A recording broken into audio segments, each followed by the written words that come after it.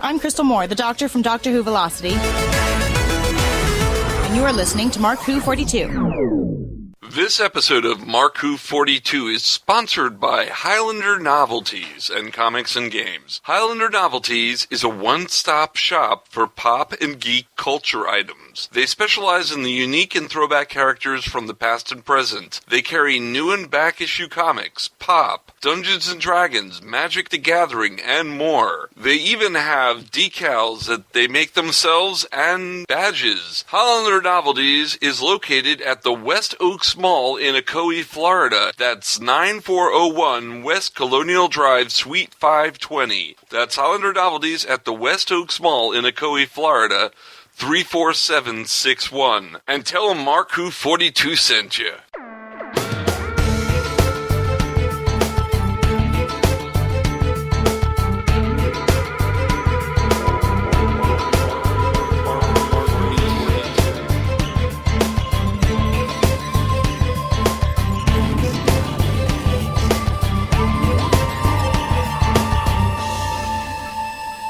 Welcome to Mark Who 42 here on Krypton Radio. We're at episode 201. Wow, we're old. Let's go. That's how you start an episode? That's really? How we start an episode now. Because we're older. Yeah, we can get away with more things because we're elderly. I'm your host, Mark Baumgarten, and with me today are... Christian Basil. Welcome to Geriatrics Lord, Mark Who 42. Oh my God, it's Iggy Matthews. How's it going? Son Kuros. We had a great show last week on the 200th episode with Annette Badland. That was great. If you have any comments on that episode or anything you want to talk to us about what you thought of our 200th episode, don't forget to write to Mark42 at yahoo.com or go to markwho42.net and register and comment on the page where the show is on. And I guess you could go to Facebook too, or Mark Who 42 and the Traveling TARDIS page. Yes. We've got a great show for you today, but first let's go to...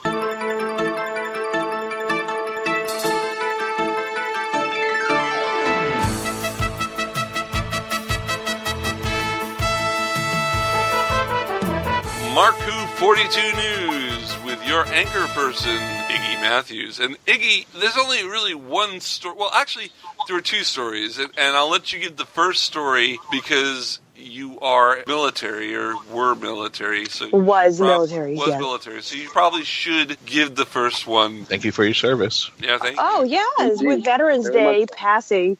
Well, thank you guys for supporting. I obviously have a very military deep family, so it's a huge sacrifice on both parts, both active and family members. So thank you so much for supporting, from the Mark Who 42 family to yours. Thank you for your service. And the next item on the news is... The big story of the week. Who wore it better? I'm just kidding. Let's talk about that outfit. Okay, Steve let's Urkel. talk about the outfit. Nanu.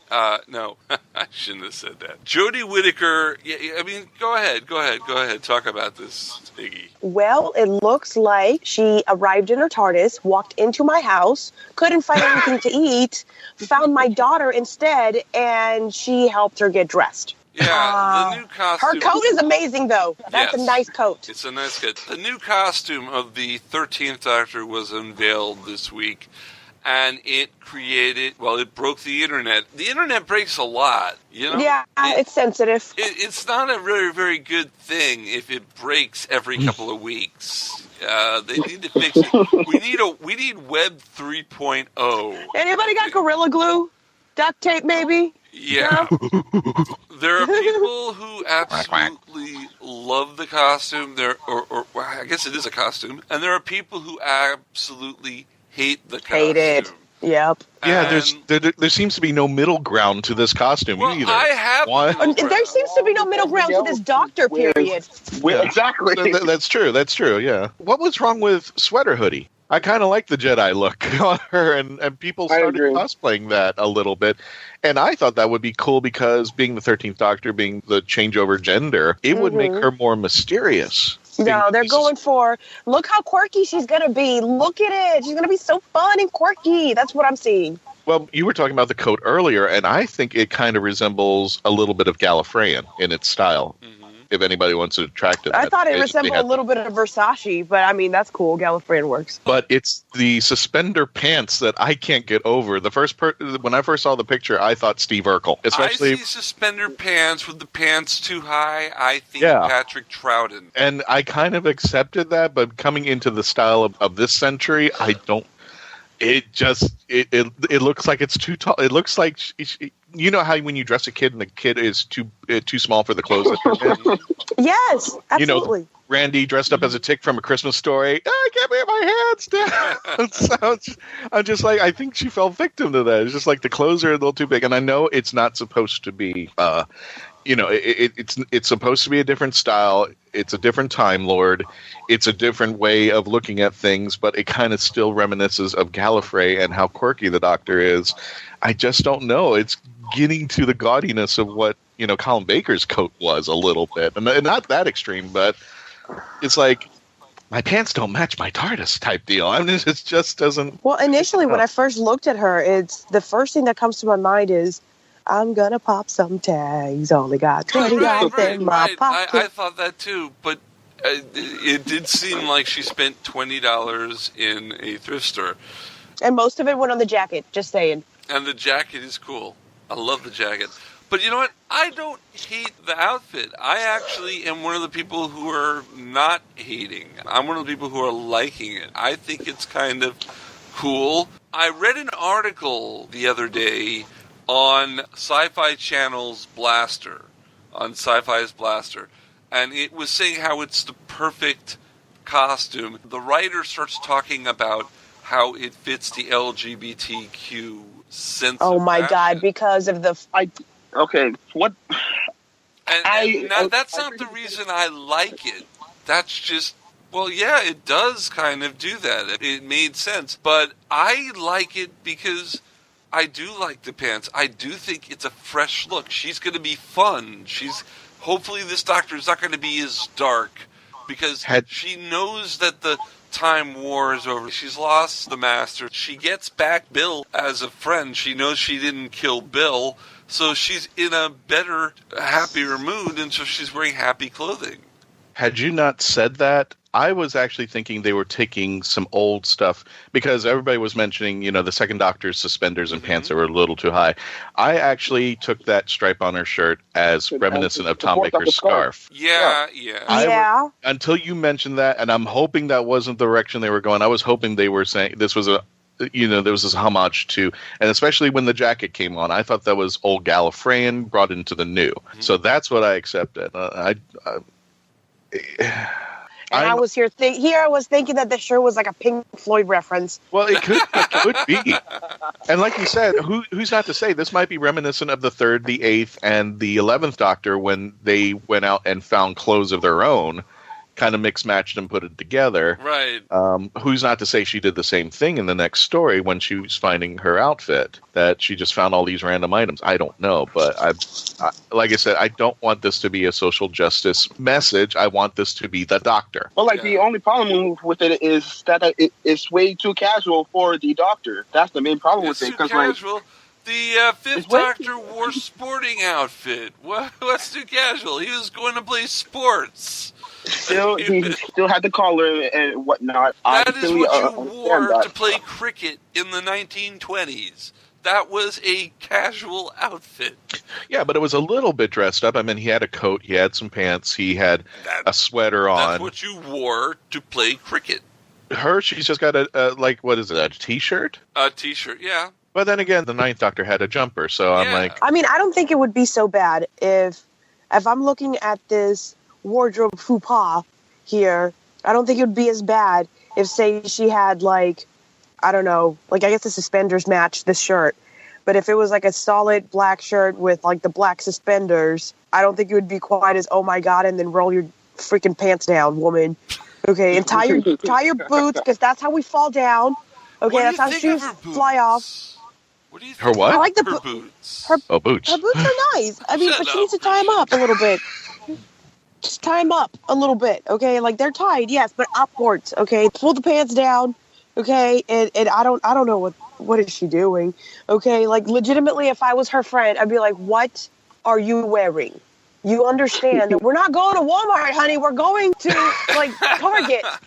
Now, okay, like well, two things on that note, because one of the things that we were mentioning is like, well, she must have went to Goodwill and found this.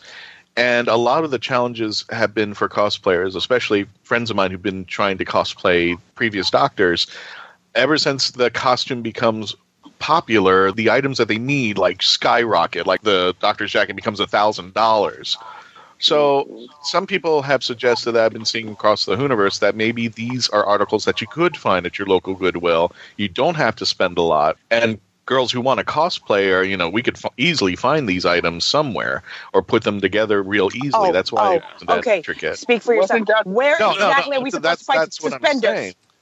As we are doing this show, Patty Hawkins is representing us at LI Who, and he put out, and the first person he sees who is wearing this outfit gets a prize from him.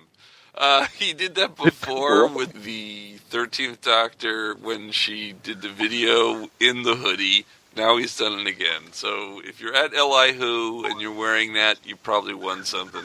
I don't know. I don't know, because I did see a picture of a girl who was dressed like that on the LI Who site. So if you met her, a prize. Yeah. If he meets her, yeah. Yeah, if he meets her. As far as I know, that's a big convention. It's too late to tell her to meet him. Well, my biggest question, honestly, is not even so much the outfit, is what's the TARDIS going to look like now? Because every Doctor, it's changed. The TARDIS gets with him. Noticed the outside of the TARDIS is different? Yes. The black sign is back. The sign is white on black instead of black on white. The windows are different. The St. John's ambulance thing is gone. The color of the TARDIS is not bright blue anymore. It's more darker. Tarnished. It's more tarnished.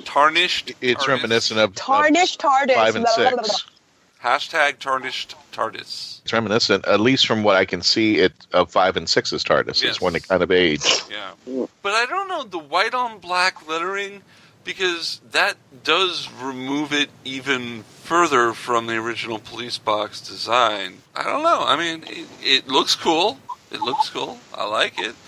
But we'll see what happens. What it tells me is that pay more attention to the Doctor rather than the TARDIS. Okay, here's the thing about the Doctor's outfit. Why does she have to wear the same outfit every episode? This may be what she's wearing to show off her outfit, but maybe she's not the first, because David Tennant switched suits all the time, and Sylvester McCoy did change his outfit once or twice, but maybe she's going to wear different clothes every week to symbolize the fact that time has passed and my clothes are dirty. No, this has got to be for marketing. First of all, even though the 10th Doctor has changed his clothes, it's been consistent. He's either worn the blue or he worn the pinstripe. Right. Peter also switched around his clothes constantly as well between the series. Mm-hmm. Yeah, he wore that clown outfit for Black Orchid. I don't. Didn't that become an action figure at one point? I could have sworn it did. Well, I know that the Doctors will change their outfit depending on the era in the situation, so I highly doubt that she's going to show up to an 1850s setting wearing what she's wearing. She probably would change it up a little bit and then keep the coat, because all Doctors are pretty much like they adjust a little bit. Like, obviously, we're not going to fit it in too well. Let's change up a couple things, and they also hook it up with the companions. The other thing is that she has 3 companions. She's obviously going to be very quirky. $20, she has an oral fixation, whether it be a pen on the mouth or a finger or something, where she's going to be like, ooh, I don't know. What are we going to do? And if you win the $20, will you buy yourself an outfit like that? I'm going to go to the Salvation Army and get me a coat. Thank you. Love to see you in it. Because I'm going to have to definitely Amazon those suspenders, as I have a difficult time with that. Type in Mork from Orc, and you'll be able to get the suspenders. I guess in her defense, we haven't really... This is one picture. We haven't seen it from different angles. We haven't seen it in action. We haven't seen it running. When I saw the 10th Doctor's outfit, it looked weird. And especially when he runs up and down corridors and that thing's flopping in the air. Right. But when he took off the jacket, then it became, a little more practical and a little more fun. But when I first saw it, I was just like, okay, that's... That coat has a hood, right? It looks like it would have a hood. Looks like it, but I'm not sure. I mean, what if the coat is that way? It just has broad shoulders. Oh, it could. I mean, some codes are like that. But then also it's the fact that, you're kind of getting a little sneak peek into what the show is going to be like. So it's going to be a whole lot of her bouncing off the walls is what I'm thinking. Like, just like over here and over there, 1 + 1 = hey, look at the bunny. And don't pay too much attention to the TARDIS. We're not going to be spending much time here. That's why it's the little doll and off in the background. Whereas with David Tennant, it was very, very much him and the TARDIS and the companions inside the TARDIS and him and the TARDIS. So it definitely feels like they're putting more stock on her, like focus on her. And like we've been saying from the beginning, there is no middle ground with Jodie. It's just yay or nay. That's what it seems like it's been on the internet and all over the place. Guys, there's one other news story I did want to bring up. I read that Bradley Walsh didn't even have to do an audition for his part on Doctor Who. That Chris Chibnall just said, hey, you want to do Doctor Who? And he said, sure. And he goes, you're on. I want to know why Chris Chibnall didn't call me up and say, hey, Mark, why don't you do the show? Okay, sure. But I'm a little upset about that. Believe me. I would. I mean, I could try to fit it into my busy schedule. Okay, fine. I could fit it in. Yeah. That's what she said. All right, so what she said. You don't want to go there because this is a family show. And it did not start out that way. I just want to point out. We are a family show after using that statement. She's got a point. I do not. It didn't start that way. No. Stop. All right. Too bad I wasn't there for that. That would have been awesome. So after dark. That's the Mark Who 42 news, and we'll talk more about the costume. Maybe we'll get more pictures because we only have that one picture. And of course, stay tuned for Mark Who 42 After Dark, where we take the outfit bit by bit and examine it. Yeah. Oh my. Separately. And this news segment of Mark Who 42 has been brought to you by Cosplay Convention Center. You can see more information about them at markwho42.net. The great thing about this is they are a database for cosplayers, for practically anybody who works in the convention limelight. If you're looking for us, they have a database that not only narrows down where we're going to be, but if you're looking, let's say, for Doctor Who conventions in your area, Doctor Who conventions in general, or other genres, you can go to their site and you can go into the database, narrow down your search to locations that are close by to you. It's a wonderful database tool to use if you need information about your favorite genre, your favorite podcast, where they're going to appear, all of that. Check it out for yourself. Go down to markwho42.net and click on the icon for Cosplay Convention Center. You'll be glad you did. Tell them markwho42.net sent you. We've got great guests on this week. We have the team behind Doctor Who Velocity, and yes, they've been getting coverage in newspapers and on the net in the last couple of weeks, and we actually, I hopefully got the first interview. I don't know if we did, but if we did, I think we did. The first audio interview.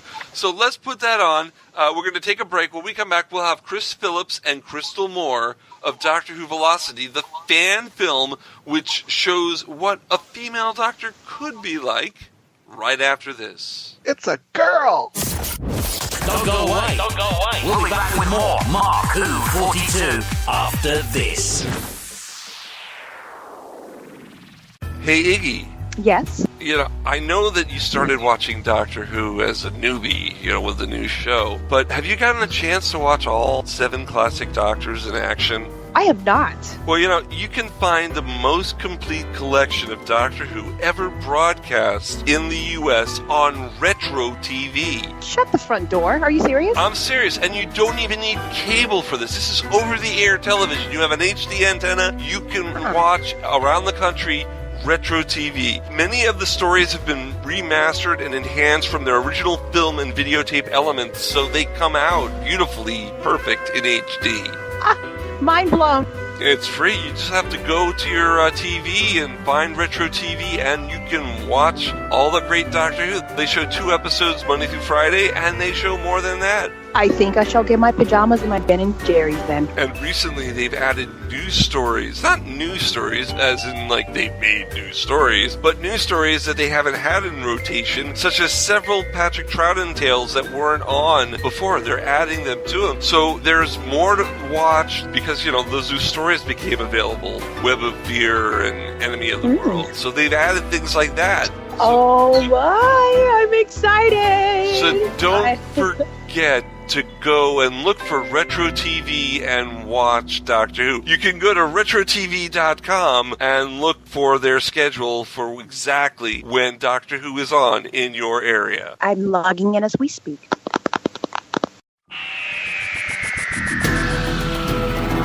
Hello, I'm Nicholas Briggs, the voice of many monsters on Doctor Who, and executive producer of Big Finish Productions.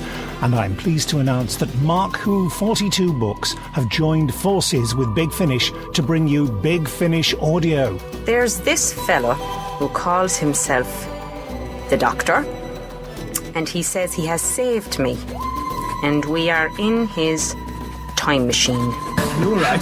I think I've broken something. What about you? Yes, I'm fine, thanks. I rather think I broke your fall. Oh, sorry. Mark Who 42 Books will now offer to bring you the best in Big Finish audio. But why are they here? How do you do? I beg your pardon? Oh, no need to. I'm the Doctor, and this is... I am Leela. By all means, please do come out to play, Doctor. I'm waiting for you. To find where Mark Who 42 Books will be, go to markwho42.net or on their Facebook site at markwho42. What are you saying? They fizzled in somehow, like the TARDIS? Yeah, transmat from another dimension. The TARDIS doesn't fizzle. It's more of a...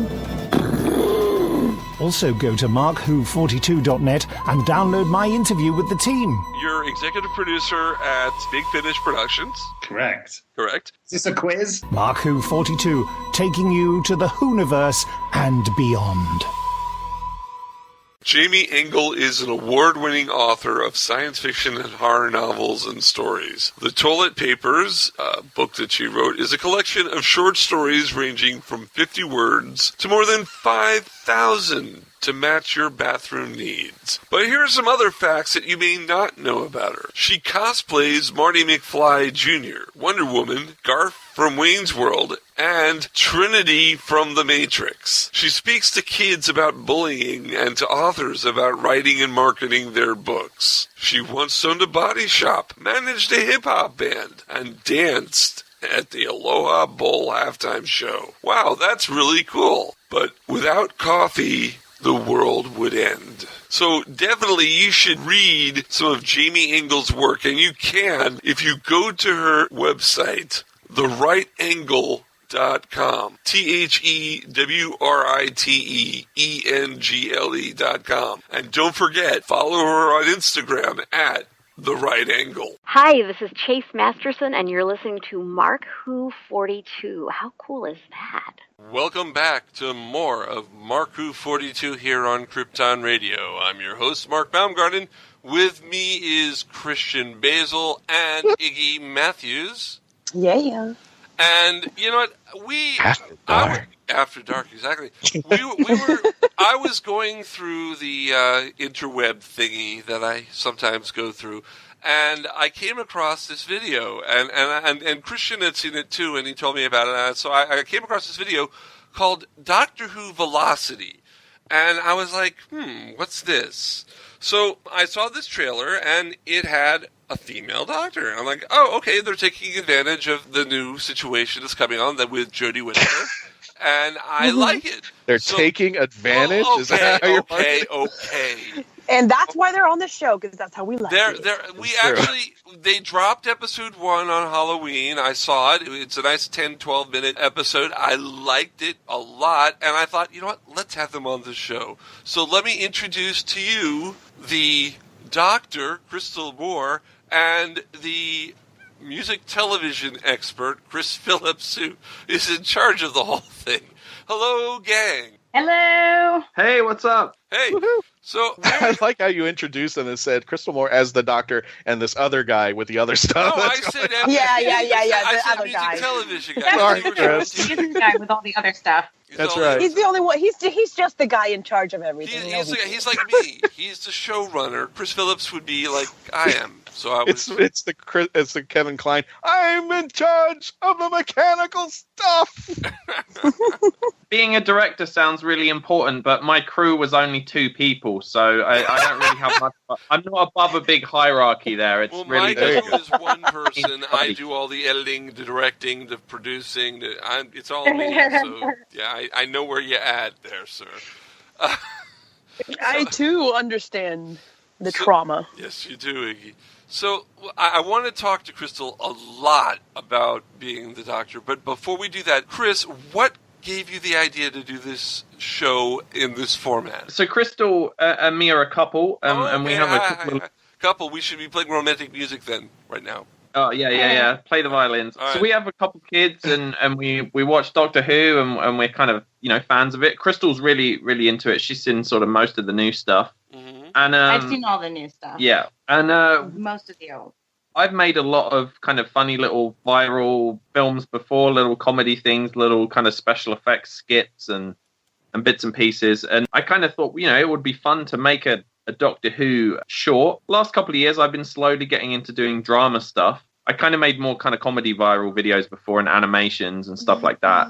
And I decided to, get more into doing drama. And then I got to a place where I thought, okay, I can kind of attempt a drama now because I know some local actors and I kind of have a little bit of an idea of how it works. Mm-hmm. And so we just went from there. And I really wanted to make something different. A lot of fan films, you obviously, to some extent, you're trying to copy the show, Right. And I wanted to do something that was like, I wanted to like bring my own vibe to it to make it different and kind of interesting. And also, start a little debate between people. Maybe some people will like it, some people might really not like it, and it's kind of interesting to see where the fan base falls and just to entertain some people with something a little bit novel. That was kind of the idea. Now, how long have you been a fan, Chris, of Doctor Who? Yeah, I've watched Doctor Who since I was a kid, so I'm from England. I now kind of gathered that, sir.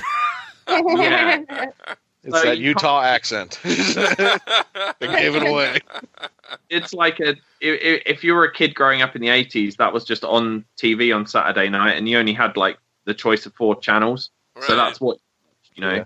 And so I've followed it for years. I love I remember as a kid I was watching Sylvester McCoy. I used to love Ace, with her bomber jacket with all the patches on and all that kind of stuff. You liked my girlfriend? Good. I'm glad.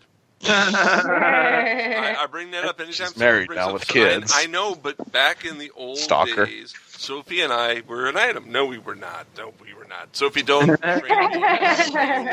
hemisphere of your brain was that happening? No, Sophie knows I love her, and she. Only in your dreams. Oh, it is my dreams. After dark. After dark, yes. We all have stars to chase. Yeah, his is in stalker mode. That's what's scary about that whole. Hey, Jason Momoa. Enough said. They have restraining orders for things like that. Yes, we just sort of started working together on it. And Krystal started, she wrote a script and yeah, we filmed it. It was a really quick turnaround. So I've been working on a bunch of different short films for a while that, those kind of like passion projects that end up taking years and years. And then you realize you get them 70% of the way there. And then you remember that, they're sitting on a hard drive somewhere.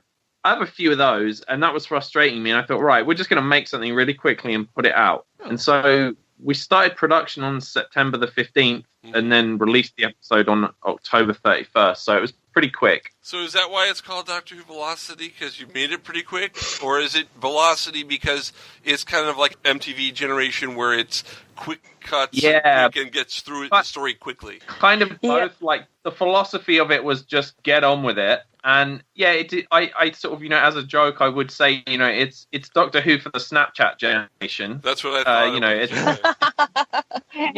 And that's obviously going to be a little bit divisive with fans. It's not everyone's cup of tea. It's not the kind of thing that every Doctor Who fan will be into, but I just wanted to do like a different take on it. And that was the idea behind it. Krystal, how long did it take you to write this script? Not very long. I spent in between. I have a sister that's a fiction novelist.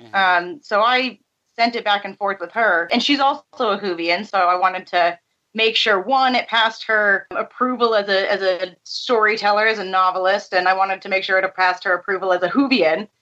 So that process took about a week and a half. It wasn't too much.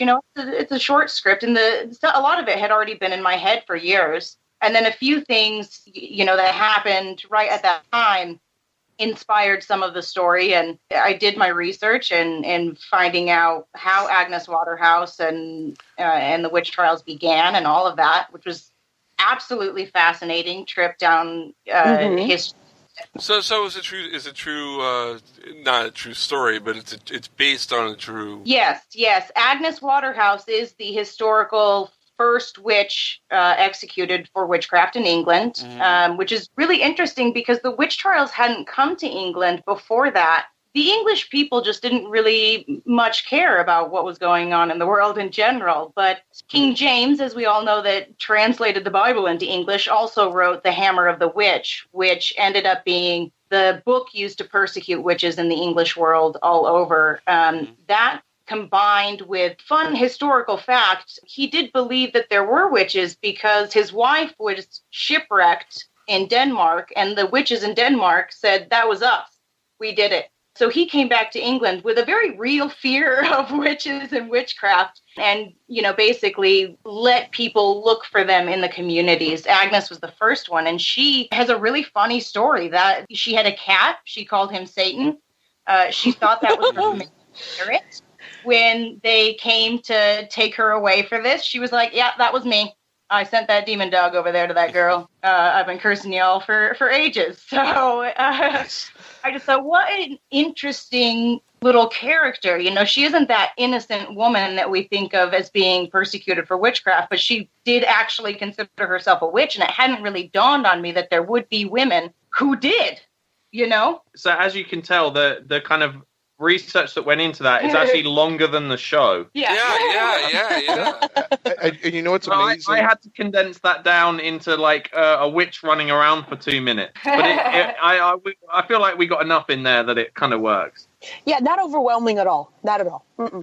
What's amazing, Krystal, is that we had an episode specifically with Doctor Who folks, people who are steeped in Doctor Who knowledge. We had an episode called He Said, She Said. And it was differentiating opinions throughout the episode where we had the males and the females in separate discussions about Jodie Whittaker. But one of the things that the males had brought up, what I thought was interesting, is what if the Doctor is in a position, because he's always been a male person, what if she's in a position where being a female is frowned upon, meaning the Salem witch trials, meaning in pre-voting, pre-Susan B. Anthony, where she actually has to take a back to where her male counterparts were just assumed. I think the only other time that the Doctor in his history has actually been challenged as a witch, and correct me if I'm wrong on this, Mark, is the third Doctor, which was the Demons. Yeah, the Demons had a witch. The Demons, they were actually burn John Pertwee to the stake, and I thought it was just because he looked like B. Arthur. That was the only reason why. So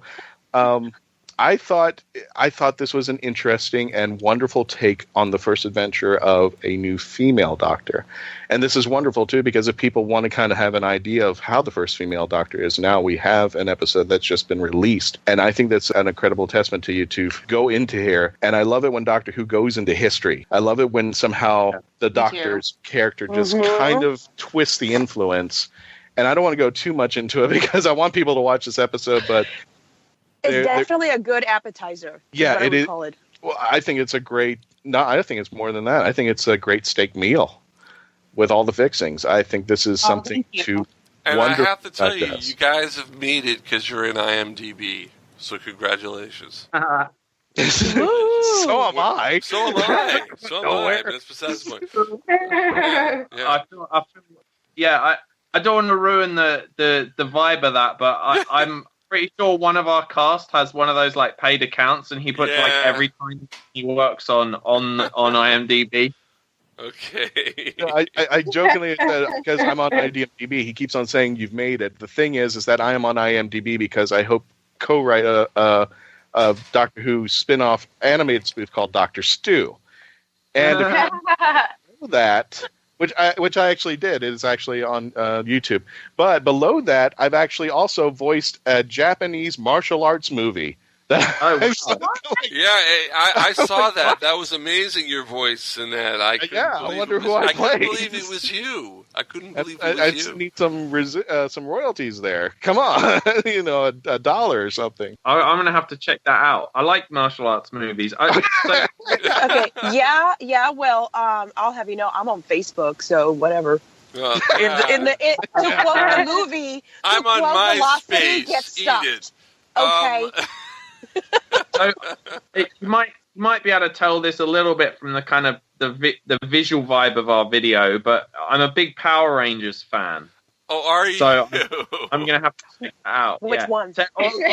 Now, I would just like to make it quite clear, the plot in Power Rangers is freaking terrible, and so is the acting, but I do like the jumping around bit. That's the fun bit.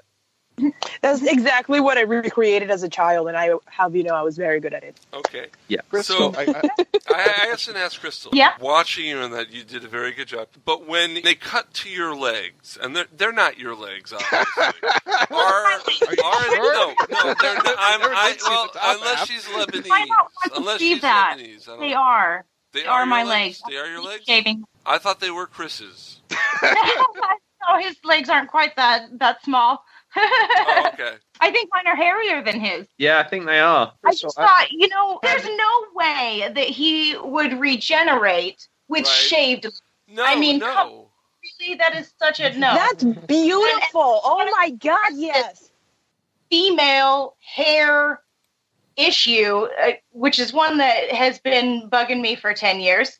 I have hair on my legs like everybody else. We're all humans. We're monkeys. I'm sorry, I just swore. Not that far away from the trees still, and I just wanted to put that out there. Like, yeah, my legs are hairy. The doctor would not shave his legs. Well, here's the thing. I actually appreciate that, and especially on that, on that goof, because when we first see John Pertwee regenerate, he goes in and he takes a shower, and the first thing out of my mouth was, where did the doctor get a tattoo? Exactly. Because he has a brazen tattoo on his arm. I'm like, wait a minute here. When do you have time to go get a tattoo? Navy, he got the tattoo. Well, I mean, not John, but the doctor. How did he? I was gonna say, leave him alone. It was a dare. No, I'm like saying, well, if you have a tattoo, why not hairy legs? So go. That was his punishment from the trial at the end of War Games. See, now when I open my fridge and see strawberries, I'm gonna be like, oh, look at these oral delights. Oh my yeah, goodness. yeah, we love that. Yes. So when did you come into Doctor Who? When did your geekdom first start? And I have a follow-up question to that. I've been watching Doctor Who since Eccleston, when it was on TV, and I've just followed along ever since then. I've absolutely, as a storyteller, I love the character of the Doctor as a hero archetype, because he is always changing. He's not a human even. So you can tell more with his character. You can connect to more people with that character. And no matter who you are, you can see little things, I think, of yourself in the Doctor. And at the end of the day, the only thing that remains in his character, that thing that stays, is hope. That's my favorite, because I think it's the only untouchable thing in the world. It's the only thing that nobody can take from you. It's yours, and it's so powerful, and it literally creates things. So those are my my heartwarming feelings about the Doctor. No, that's fine. Because the follow-up question I have is, when you took on this role, because you started with Eccleston, were you aware of the first 26-year history? Did you know anything about that? And when you took the role of the Doctor, what influences from the 12 that exist right now did you take, or 13 if you want to count John Hurt? Yeah, I love the first Doctor because I love a grumpy old man. I love a grumpy old man. I want to be a grumpy old man. So Is that why you married Chris? No. Like the grittiness of Eccleston, so that was definitely something that. But these are really things that I saw of myself in each of these characters as I was watching Doctor Who. So it's no wonder that those are some of the things that came out. Tennant, I took a lot of the heart, I think, from, and a little bit of this. I want to get that silliness of Matt Smith in my own way, if that makes sense. Yeah, that's fine. Because of the bow tie, I saw it on there, so we knew. Well, now I've been wearing bow ties for years. Oh, okay. When we were shooting the show, in terms of like how I directed it, I really wanted to give the Doctor a kind of some action. I wanted our Doctor to be a Doctor that can climb a tree or leap over a wall or parkour. Yeah, parkour. Just a little bit of like visual interest. We didn't know we would make any sequels to this. We thought, hey, maybe we'll make one Doctor Who episode. Our mum will watch it, and then that'll be it. And so part of that was like we did cram a lot into the first episode. So there is a lot of running around, which is probably like a little bit too much, maybe. So I think on the next episode, got the corridors right, running up and down corridors. That's classic Who. That's perfect. You had that down. Yeah. So I think we'll on the next one we'll probably give a little bit more breathing space to the actors to get into their scenes a bit more and stuff like that. But yeah, it was fun to do. It was fun to see our own kind of Doctor come together. Another little nerd note that was really interesting, because this is the first, I've written stories and poems and comedy sets and things like that, but this is the first TV episode, screenplay that I've written. And, I'm writing for actors that I know, which was so much fun because I could really give them a good, some good lines and some good parts and some good things to play with as actors. But I found it very difficult to write lines for myself that I want to say. Like I'm looking forward to the second one because I learned a lot in this process of, allowing myself to write some cool lines for myself to say. Like that's, you know what I mean? Yeah. When I used to playwright, one of the things I used to do is I would actually, when I was, I would have a pen and paper or something like that. I would listen to other people. And when I heard something nifty, I would write it down. And then I would actually write a plot around what I heard and see how they would connect. And that's because those individual lines become the moment all of a sudden. And if you have a great story supporting those lines, then they'll complement each other and people will remember those things. I'm not telling you how to write. That's just the way I used to do things. I don't write anymore.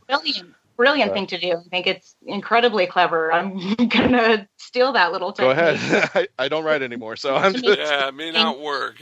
One of the things we really wanted to do was and that's the reason the episode is short, is to try and keep the quality up because, and this is no criticism of, there are many, many great fan films and they all have different things about them that are good. And obviously when you do something for zero budget, you have to kind of choose which areas you're going to make really good and which areas you're going to let kind of be a bit sloppy because you can only put so much attention into certain details. But one of the things I really wanted was to make sure the overall production and the acting was decent. And I didn't want to make a 50-minute fan film that is just people talking in a shed or something. You know what I mean? I wanted to get out there and just see, show some stuff, visually make it interesting and give the characters a lot of fun stuff to do. Yeah. Because obviously on a zero budget drama, it's quite easy to get into that thing where you're just filming two of your buddies in your bedroom and they're just talking about space aliens invading. You know what I mean? You don't see it. You just talk about it and you talk about it some more. So, and there's some really great fan films out there that have that technique down, And so we wanted to do something a little bit different and sort of make it a visual kind of representation of that and kind of give it that kind of pop look that was, kind of fun and bright and colorful. And yeah, I think it came out quite well. I'm looking forward to making, the next one. And we might do some audio adventures as well. Production. It's quite hard to tell all the story you want to tell in, a 10, 15 minute video with the constraints that we have with budget and time and stuff like that. So I'm sort of putting together some ideas for maybe an audio drama that we'll release over Christmas. Like a Big Finish 2.0. Yeah, a lot of the audio dramas have a very cinematic feel with orchestra music and stuff like that. And I want to take this on a slightly different slant and make it sound like a pirate radio station or, a crazy podcast or you're in the middle of an 80s arcade or something and all the video games are bleeping and blooping. I kind of want to make that interesting as well. So we'll see where that goes. I'm just putting some rough ideas together at the moment, but we might release a couple of standalone audio adventures to just flesh the Doctor out a little bit more in terms of the character and adventures, just to, something interesting, which is kind of obviously audio adventures are a niche audience, but I think we might be able to pick up a little following with that as well. So we'll see. I was going to mention when you were talking about $0 budget, one of the scenes, and people can see this in the trailer, is that when you look into the TARDIS is completely empty. And I always thought that maybe if anybody criticizes that, I would come back and go, have you ever thought maybe one day the Doctor got tired of all that nonsense and he goes, you know what? Nothing. I don't want anything in my TARDIS. I want this to be as plain as it can be. I don't want to. Exactly. I actually felt like because the whole inside of the TARDIS changes every time, and I thought it's gonna be sensible. Mm-hmm. It's gonna be clean. That's how it's gonna be. If it were me, and it is me, so we made it all sensible and clean. and you're right from a budget point of view, obviously. So practical, we filmed that in a white psych studio, like a photography studio, and that was one of the big things. Was like, how do we do the inside of the TARDIS? I did build the center console, though. Yeah, there's a couple of like fan films where you can tell they're in their parents' shed in their back garden, which is great. And then I love those films. I absolutely love them. But I wanted to do something a bit different because there's no point doing a TARDIS that isn't bigger on the inside. Right. You know what I mean? Yeah. Like I'm like, well, we can only make a set be in our bedroom or something, and then it won't look bigger on. It'll look slightly bigger on the inside, which isn't very impressive. So I thought, what if we shoot the close-ups on this white psych studio, then I can zoom out and sort of do a photo job on the long shot, and kind of make it like it's like a Stanley Kubrick set or something. It's like really cold and weird. Yeah. And that would make it interesting. And it's like that scene when they, in the Matrix, when he goes into the Matrix and he's in that kind of demo and Morpheus is showing him around. They have this big white room, and I thought I love that big white room. Yeah, like I tried to get that vibe across in it, which I thought was interesting.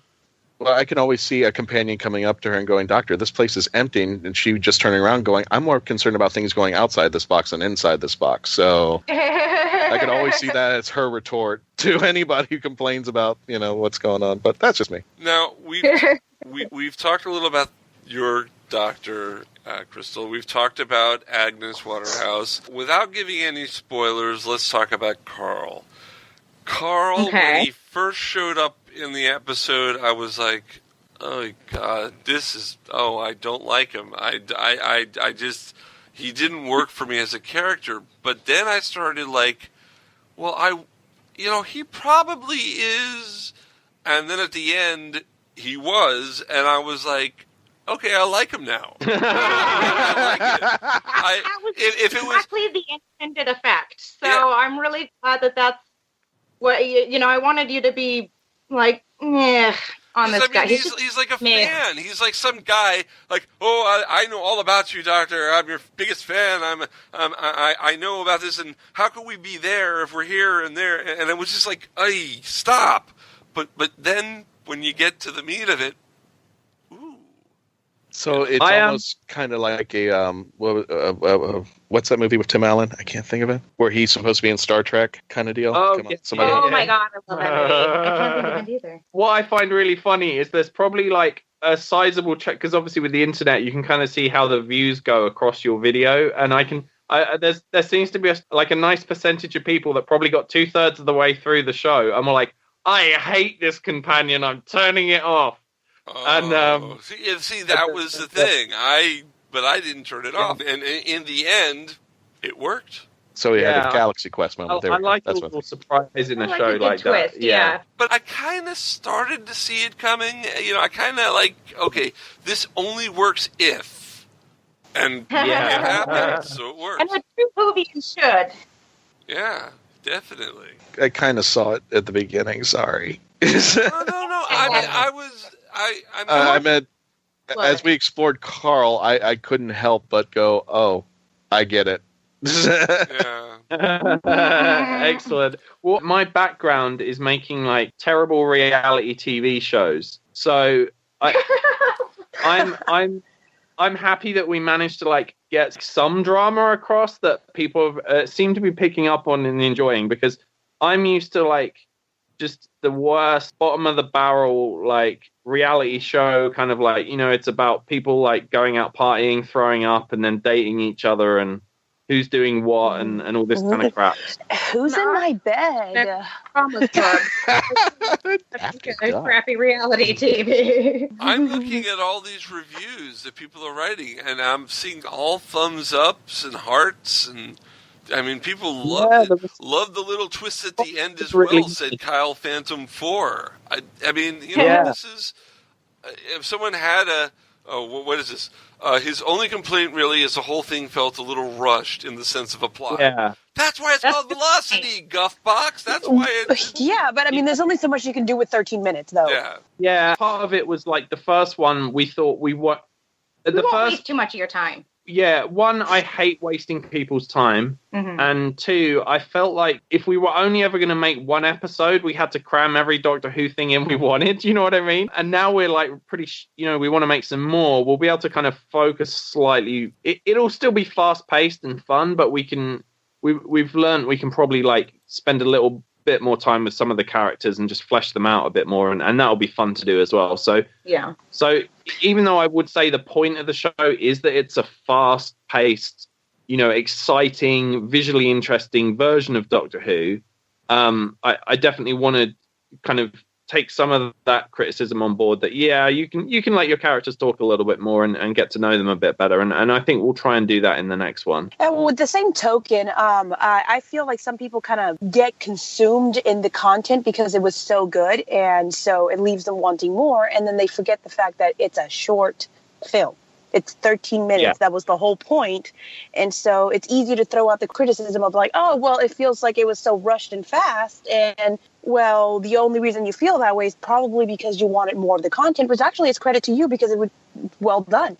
It was entertaining. It was interesting. They took it as a compliment for sure. Yeah, it's nice. It basically people saying, I want to see more of this, which is... They're giving you permission to breathe in the character, to make another one. And that's good because we didn't, we didn't want to make a whole series and not have it do anything because then it's just a waste of your own time and you're telling a story for yourself and you might as well just kept it to yourself. But, you put that first one out there and see how it goes. And I'm honestly over the moon because I had this idea 2 years ago when they announced Matt Smith was leaving before Peter Capaldi came. I thought, oh my God, I told Chris I want to do a fan film and I want to be the Doctor. I think it would be so interesting. And I felt like this is a zeitgeist, that's about to burst. Now I had a baby and was being a mom for a while. Instead of making a Doctor Who first, we had a baby. Instead of making a Doctor Who, you made a baby. Your priorities are on point. There you go. And I thought, I have to do it now. This is the time. It's a now or never sort of moment. And I just started writing the script and got it done. And then my sister actually texted me when they announced Jodie Whittaker and she goes, "Did you hear?" And I was like, "What is it?" She was like, Did you see the announcement? And I was like, "Oh no, what is it?" And she was like, "It's Jodie Whittaker." And I was like, "Oh no, I love Jodie Whittaker." I'm both like excited that it's Jodie Whittaker and a little bit bummed that they beat me to it and all of those things and at the end it was like all we have to do is turn the volume up. This is actually the best time to do it. This is the best time to do it. This is the time. Sure. Okay. And let's beat them to it. Because I was like, well, she's going to appear in the Christmas episode, but probably only at the end for a few seconds. And let's get this out there right now. Right. Because, there's people are interested in it and it's kind of topical and that helps as well. So yeah, it's been really fun to see the reactions. And also we kind of wanted to make and put some subject matter in of like, this is the female Doctor Who that the BBC probably won't do because they're going to be more worried about randomly upsetting people, whereas we can be a little bit more snarky and kind of... We can turn up the volume. Yeah, because we don't have to lose, Well, in the future, I would definitely love to see 30-minute episodes. I will definitely sit down and watch them. 3-part specials. We'll see what we can do. I have a question for both of you. And this is coming from a perspective, and I'm sure Mark can relate with me on there. We have friends in the Whoniverse. They're not bad people. They have an opinion that the Doctor should stay male, and that's for most people it's just, if it's not broken, why are we fixing it? I originally shared that opinion as well, the one that helped me edit this. So Right. They're people. They're good people. Right. What I'm trying to say is, what would you tell people entering into this kind of new world? One of the things that we wanted to make clear, because when Jodie went to the role, there were so many great and hateful things. You think the election just happened all over again, and the wrong person got it. But I don't believe that. And like I said, I had to atone. I wouldn't say I had to change things. It's just that I came from a perspective when I grew, like you said, Chris, when you were growing up, Doctor Who, he was always the male. He's always been that way. And that's just something that I've just been accustomed to. Not that I don't think a female could have done it, but the discussion I've had was, if you had asked me 20 years ago and said the Doctor is going to be a female, I would say never in a million years. 10 years ago, if you said the Doctor is going to be female, and I said, well, that doesn't sound like a bad idea. Let's try it, but I don't think it's going to happen. Now, here we are, 2017, and it's happened. What would you tell fans that may have issue with it? I would how say, you feel, and try to embrace them into coming into this new world. I would say, if you have a problem with it, there's plenty of shows like Alaskan Ice Truckers, which is just dudes in trucks. But nobody has a sonic screwdriver. Yeah, so you can watch that. There's the long and the short, snarky answer. A more that's the velocity answer. Right, but if somebody's coming in with open mind, what would you tell them? Yeah, I think, I convinced my sister, who was pretty adamant that it shouldn't be that way, and didn't really like that they were moving it towards that it could work, and that I made it work, and she loved it. I think, first of all, you have to go into it knowing that this isn't a human character. This is an alien character, and it's a sort of superhero comic book. This is the type of character that boys and girls and men and women all alike can connect to on some level, because we all want to be a hero. We all want that, we all want that feeling. It's a lovely feeling. I think that there's so many interesting things that a man could bring to a role just for being a man. And there's so many interesting things that a woman can bring to a role just for being a woman. There are some differences in the way you see things, or you feel things, or your perspective. And if we're not willing to really empathize with that character, really, connect to that character, whether they're a man or a woman, we're really just cheating ourselves out of a perfectly good, That's what I would say. No, that's a very good point. And my concern was, being from the old generation, being of classic Who, I'm very open-minded about this, but the one thing I'm really concerned about is, and what I appreciated about Velocity, was that there were a few visual puns and fun that, the change in the gender with the hairy legs and such like that, but it wasn't the encompassing thing. And the thing that I said is, I want to make sure whoever writes that first episode with Jodie, I don't want them to think that we're going to spend 30 minutes talking about, she's got etheric beam locators and stuff like that. I want her to pick up the mantle as if she were just another dude. Agreed. I want her to pick up the story. I really didn't want in our episode to have those sort of, I didn't want to get into any of those feminist jokes. It's more than just that, right. There's some really neat things that you can bring up and you can talk about that are based on the difference in gender, but that's not what it's about. And I didn't want to make it about that. And I didn't want to get into any of those tropey sort of places. Mm-hmm. And that's what I loved about Velocity. It was simplistic. It stuck to the anthology and still made it its own, but didn't get into the minutia of the route it could have gone. I think it's wonderful, and it still told a wonderful story. And I'm glad you're the Doctor, or at least in our universe, you're the Doctor at this point. I am too, and I appreciate that from you guys. Thank you. Minutia is such a good word. My God. Yes. That is an I will use delight. it on every episode if it makes you happy. One last thing I'd like to talk about is the title sequence. I thought the theme tune that Hardwire Productions put together was good. But who actually created the CGI graphics for the... So I did all the production, the CG stuff, and the camera work and all that stuff. I had one of my friends, Tom Sanford, help me out with on set. So I looked online to see. Chris is a wizard. I looked online to see what it was about, and I saw this Hardwire dude in the UK had made a bunch of cool Doctor Who tracks. Right. So I started animating some stuff to that, and in the end, I contacted him and said, "Hey, could you do do our own version?" And I gave him some sort of influences that I liked, and so he put together a new mix of his track. Fortunately, there are a lot of Doctor Who fans online. Even though I created the title sequence, like I'm using stock elements, like I didn't build the TARDIS or the Daleks. I downloaded the kind of other fans had made available, various models and stuff like that. So it was more combining elements and giving it a certain style to make it a little different.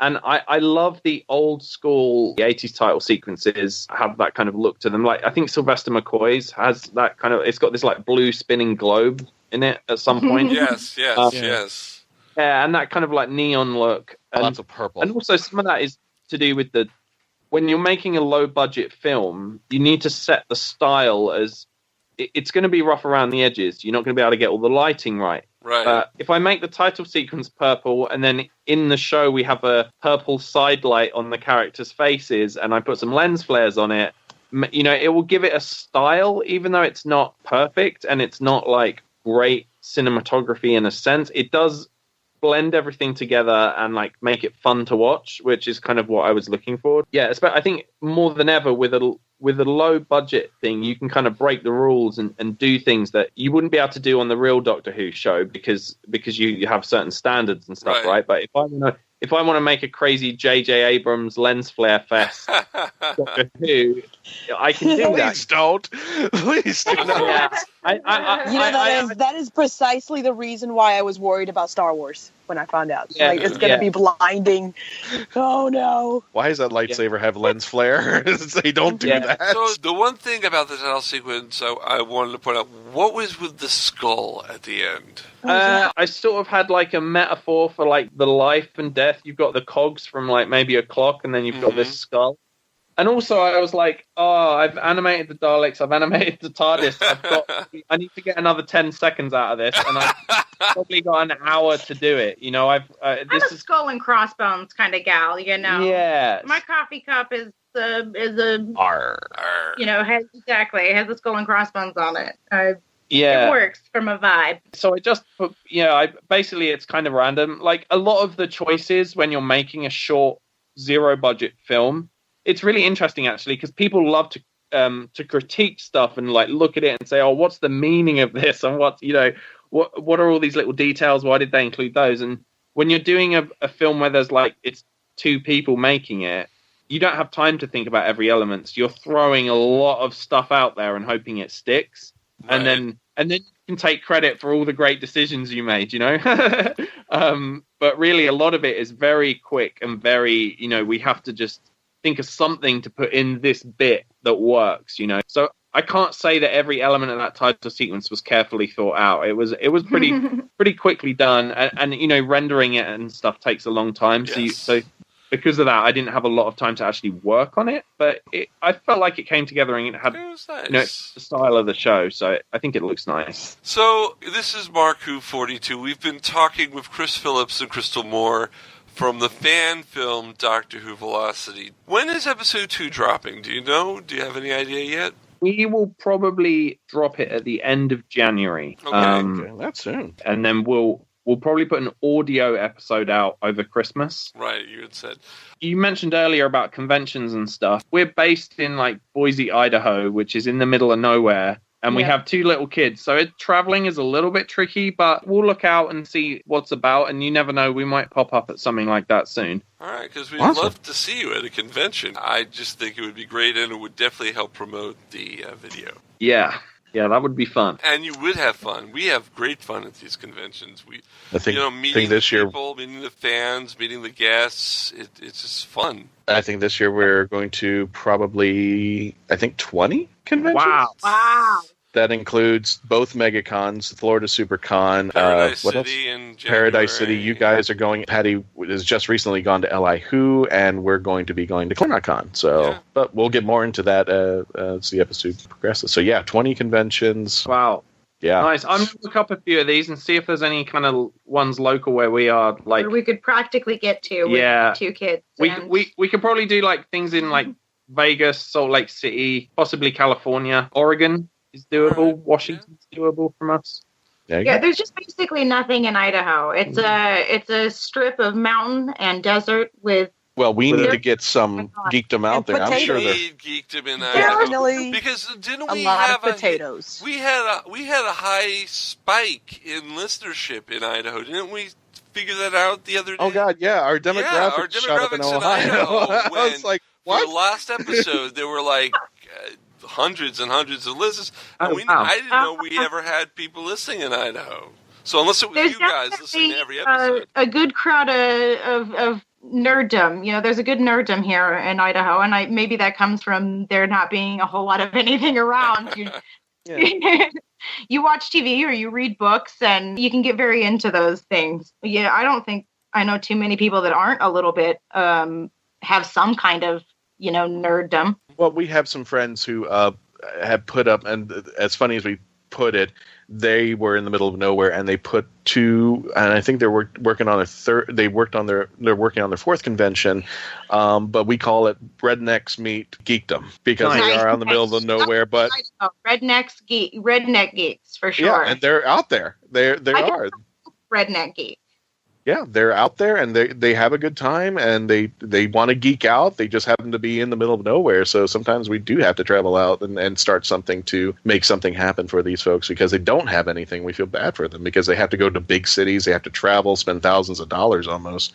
They don't know what they're doing in the big city either. They're so overwhelmed. Yeah, hopefully we'll get to meet some people in the flesh soon. That'll be sweet. Well, hopefully we'll get to meet you in the flesh. That would be great. Yep. We are definitely going to put the video of episode 1 on the web page as soon as this episode airs. We'll cross-promote so that you have it. Or you can just go to YouTube and type in Doctor Who Velocity and you can get it there too. Yeah, perfect. Excellent. Where can people contact you? Yeah, we're on Facebook, Instagram, and YouTube. /Doctor Who Velocity. You can hit us up on there. We check the messages pretty frequently. If anyone's got any opinions or want to send us a message for anything, you're more than welcome to. We're pretty responsive. So yeah, Doctor Who Velocity, and we've got accounts on YouTube, Instagram, and Facebook at the moment. Excellent. Again, go to markwho42.net. We will have the link not only to their Facebook and their social media. We'll also have the link to their video that's already dropping. We won't have the link. We'll actually embed their video there. Oh, you got okay. It'll be there. Thank you can watch it on our site. Okay, even better. So yes, definitely, we'll have. It'll be a Mark Who 42. Visit our website, or of course, go to their Facebook site, Doctor Who Velocity. Check them out. The series, I'm very excited. From the first episode, I'm ready to see the next 12, 20 episodes that you guys are going to be putting out. So. Thank you. I'm excited to write them and do them. I'm just so over the moon about the warm reception, honestly. Yeah, thanks, guys. You're welcome. Thank you. Thank you. This portion of Mark Who 42 has been brought to you by Harley Quinn Cosplay and Crafts.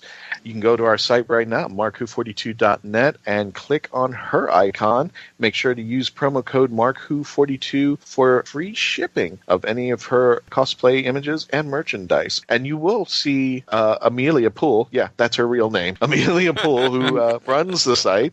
She's going to be at a lot more conventions coming up on the Space Coast. She usually hangs around there in Central Florida. Gorgeous woman. Absolutely gorgeous. You got to see her Harley Quinn cosplay. You got to see her Dana from Ghostbusters. I mean, just a beautiful woman, all that. And she actually does some crafts, including, I guess, what they call the Cobb hat, the Firefly hat that Jane Cobb uses. Right. She's got merchandise up there. Check it out. Tell her once you see her anywhere, Mark Who 42 sent you.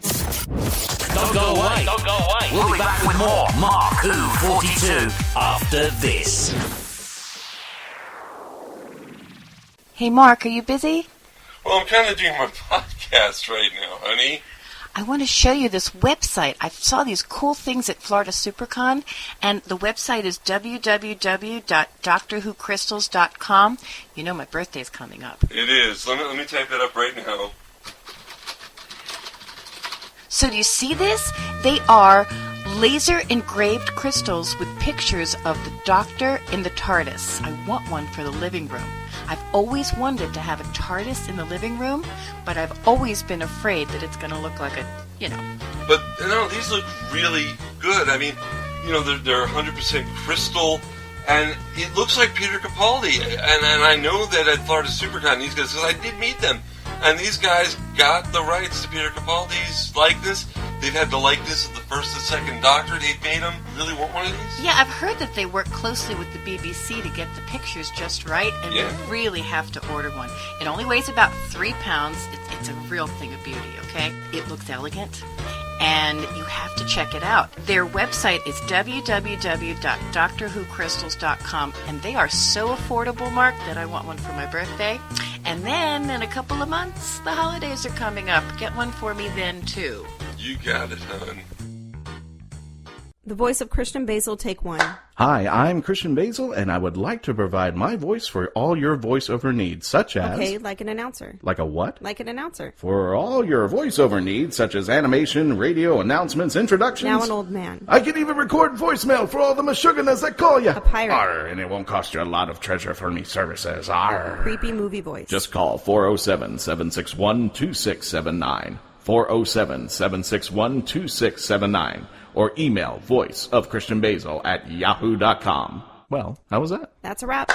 Mark Who 42 is proud to have Famous Faces and Funnies. This is a huge, mega comic book store. I mean, they just have literally tons and tons of comic books, novelties, everything. They're located off of 3020 New Haven Avenue in West Melbourne. And if you want to give them a call and just let them know Mark Who 42 sent you, it's 321-259-3575. But this thing is just a huge, I mean, you've seen comic book stores and nothing against them, but you've seen them, these tiny little shops, and they have comic books and they have merchandise and memorabilia and such like that. This place is like the best term I can put is the Costco of comic book shops. You go from one store and there's another section, and it's just huge. They have Funkos. They have tons and tons and tons of stuff in there. I mean, it's hard to explain. But if you have any geekdom out there, Famous Faces and Funnies have got it covered for you, from Doctor Who, Star Trek, Star Wars, everything.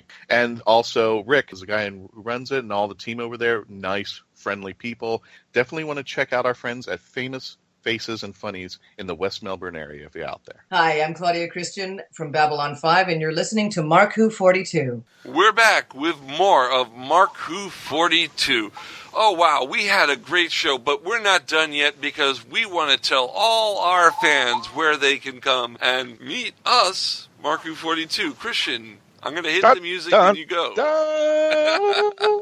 Well, this weekend at Claremont Comic-Con, for those of you in the Central Florida location, this Sunday, November 19th, at the Claremont Performing Arts Center, located at 3700 Southwest 27th Claremont, Florida. One day only, from 10 a.m. to 5 p.m. Get your tickets now. It's only $12 for Claremont Comic-Con. We will have the Mark Who 42 booth out there with fabulous gift ideas for Christmas this year. Christmas. Oh. For Christmas. Mr. Men, Dr. 10th Christmas book. Oh. For sale. Yes, not only that, but we will have our mystery gifts. These sold out at MegaCon Tampa Bay. They sold out. We only had like 30 of them, and they all sold out really pretty fast. So get those mystery bags. They are worth it. You get pretty much all you're doing is paying the price of a Big Finish audio, and you get items for free. That's valued between $10 and $15. I mean, you can't beat that at all. It's a great deal, and so see us there at Claremont Comic-Con. Correct. And the following weekend after which, on the weekend of Thanksgiving, Mark will be out there with the Mark Who 42 booth again for Orlando Con 2017. Now, I haven't arranged my schedule to know when I'll be joining you, but I will be out there sometime this weekend to help you out. The convention was supposed to be at the Buena Vista Palace, but is now going to be held at the Wyndham Orlando International Drive in Orlando, Florida. The Wyndham. So Earl Mackey is going to be there, folks, on Friday and Saturday, so you've got to get there to Orlando Con. Definitely be there. Running there at the end of this year. Join Mark December 31st in Tampa. Why don't you talk a little bit more about it? I'm going to talk about it. The New Year's Eve Time Lord Ball 2017 will be held in Tampa, Florida, hosted by the Ken Spivey Band. It's going to be real fun. Doors open at 6 p.m. It runs to 12:30 a.m. at the Brass Mug, a bar in 1450 Skipper Road in Tampa, Florida. It's an event for Doctor Who and sci-fi fans alike on New Year's Eve. We are going to have a fan panel on Series 10 and the Christmas episode that I will be participating in.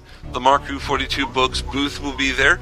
There'll be trivia, free goodies, live music, guest performances, tons of things to do for couples and singles alike. The tickets in advance are only $20 for general admission and $18 for students and the military. So come on by. Go look up on your Facebook device New Year's Eve Time Lord Ball 2017 to get the information and the tickets link from there. That's going to be great. And the first convention that is solid, booked, totally in for 2018 is Comic-Con Revolution in West Palm Beach, Florida. That's on February 24th, 2018 at the Palm Beach County Convention Center. I will be doing a panel on the last series of Peter Capaldi, so it should be a fun panel. We will also have we're having a Mark Who 42 Books booth everywhere. Why am I still poor? I don't get it. I'm making money and I'm still not making money. Well, let me add this just for the fact it's not a Mark Who 42 guest convention. Just to help pay for the show. You're heading out to Gallifrey 1. Oh, so that's people true. See you there. Mark is not bringing the booth, nor is he performing panels, but he will be there as an attendee. This will be the first time, so congratulations, Mark.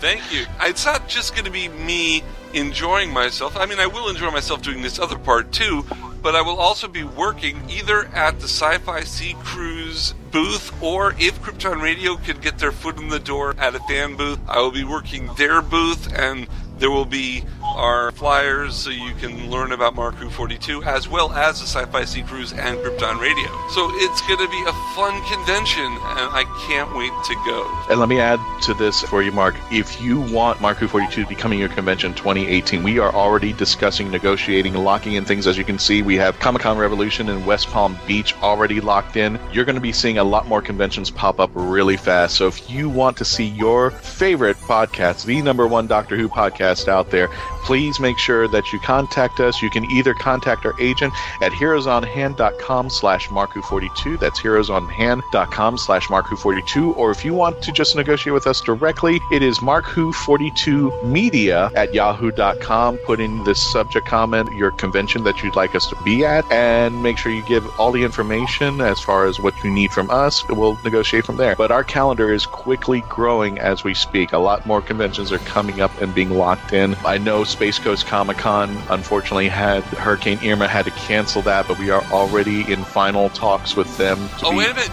repairing. You should mention the Spacies Award ceremony. Yeah, I almost forgot. Yeah, in December. When is that, Christian? December 29th, but we still don't know if it's just the people who are being honored or if it's open to the public. I know that they've already announced it on their site, Spacey Awards 2017, on their Facebook bring page. Your friends and family. Oh, okay. Well, if that's the case, yeah, bring your friends and family. Yeah, the award ceremony that normally takes place at Space Coast Comic-Con, because of the cancellation, they had to postpone the awards. The awards will be taking place on the 29th of December at the Space Coast Convention Center, where they normally have their convention. All right. So I'd like to once again thank Chris Phillips and Krystal Moore of Doctor Who Velocity for coming on our show and talking up their great show, Doctor Who Velocity. And I can't wait to see episode 2.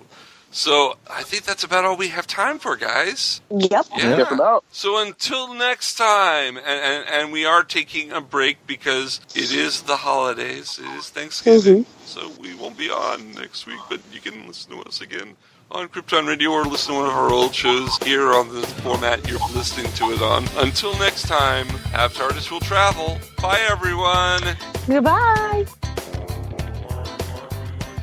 Mark Who 42 was written and presented by Mark Baumgarten, Christian Basil, Patty Hawkins, Iggy Matthews, and Zion Kiros. This episode was edited, directed, and produced by Mark Baumgarten and co-produced by Christian Basil. Visit markwho42.net, where you can register and become part of the WHOniverse Army. We can be contacted by email at mark@markwho42, subject line, ? If you'd like a chance to be a guest on our radio show, send an email to our media relations director, Christian Basil, at marku42media@yahoo.com. You can have Marku42 entertain at your next event or convention. Go to heroesonhand.com/Marku42. Space Coast Comics is a free monthly magazine found in over 120 locations currently throughout Brevard County, parts of Osceola, Volusia, and Indian River County in Florida, and available in Chicago. Follow them on Facebook to learn more.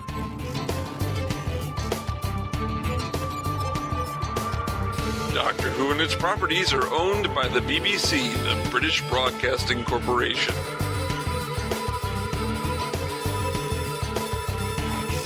This show is owned and copyrighted by Marku42 Enterprises, LLC, 2017.